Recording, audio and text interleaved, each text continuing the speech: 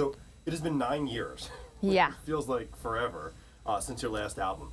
How does it feel to be making music again? It feels really great to be making music again. It's like, if you would have told me last year that I would be having a record come out, I'd be like, no way, you know. But it feels really good. It feels so different, I think, from the last time, based off of, you know, just me co-writing, you know, every single song on the album, and it being about my personal experience through anxiety and depression.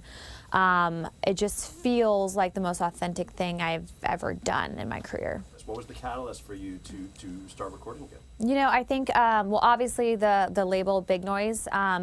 My really good friend John Feldman, who's the music producer, came to me and they were like, we want to do a record with you. And I just, you know, for me, I was trying to figure out what I would do for the next record, like what would inspire me.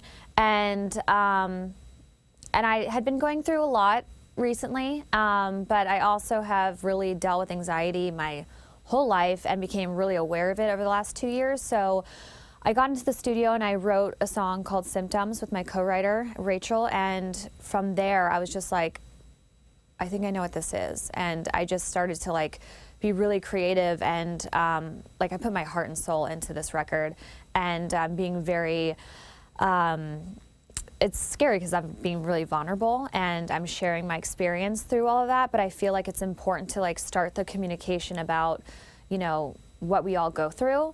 And my goal was that I just wanted to, you know, have people feel less alone at home. The second single comes out in January. The album actually will come out early next year. But what you're gonna obviously expect and hear is like, honestly, it's my journey through. It's like there's a beginning and there's like pretty much an ending. And I think that, you know, the first track on the album is Symptoms, and then it goes into the last track, which is Feeling So Good, which is about coming out of depression.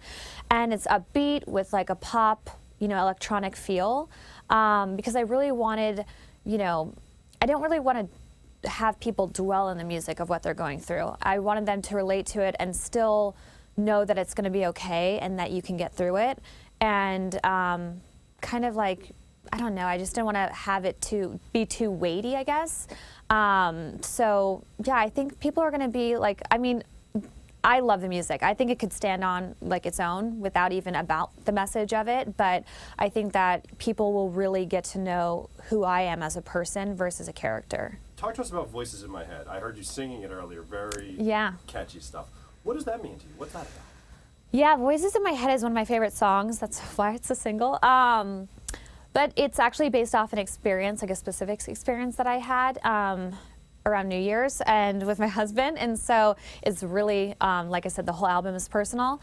And it's really about kind of quieting those like negative thoughts and like self-doubt. And also I am someone who sometimes assumes a lot, and I read a book, The Four Agreements, which is like, don't assume, and I really, it's helped me, but sometimes I just go back to my old ways and I assume. So yeah, it's really about quieting those voices about, you know, just knowing that you are worthy and you are enough, just being who you are. Like, I think that was one of the things, I did a self-help book, and there was like a whole chapter on being enough. And it's like, you know, just being you is enough. And I've spent my whole life, you know, working in this business, and I think there's this thing where I'm like, oh, this will make me feel, but like this will make me feel enough, and this, and I'm like, oh wait, just being who I am as a person without all of this other stuff is really enough. And I think that's like really important, and that was obviously those lyrics in the bridge of Voices in My Head is really what I go through. I am sharing a piece of me that people don't know about, and I think that, you know, as much as it's scary, because I feel like I could be letting some of my fans down, because I think there's this perspective of what I came from and like what characters I've played, but at the same time, I just feel like we need to start talking about it, you know, and that's what's driving it, even though it's scary, even though it's hard, even though I get emotional. I just feel like, let's take the power out of the word depression, because anxiety right now, I feel like, I keep saying this, but I really do feel like, you know, if you're in a room full of people, you have like, if someone's like, hey, does anybody have anxiety in here? Everybody will raise their hand because it's more acceptable. But if somebody says like, does anybody have depression? Not a lot of hands go up. And so I just feel like anxiety is just as bad as depression. It can be just as like debilitating, and so I feel like we need to kind of take the power out of that word. It's okay. It's okay if you have like depressive periods and like have felt that way. Like I just feel like, let's kind of start talking about it. And one of the scariest things is that usually you isolate yourself and you feel really alone. And, I just really want people to know that like you can reach out to, your closest friends and like family members and tell them about your experience, because that will help you get through it. How lucky do you feel to have such a supportive spouse? Oh my gosh. I'm so grateful every day for him and for my family.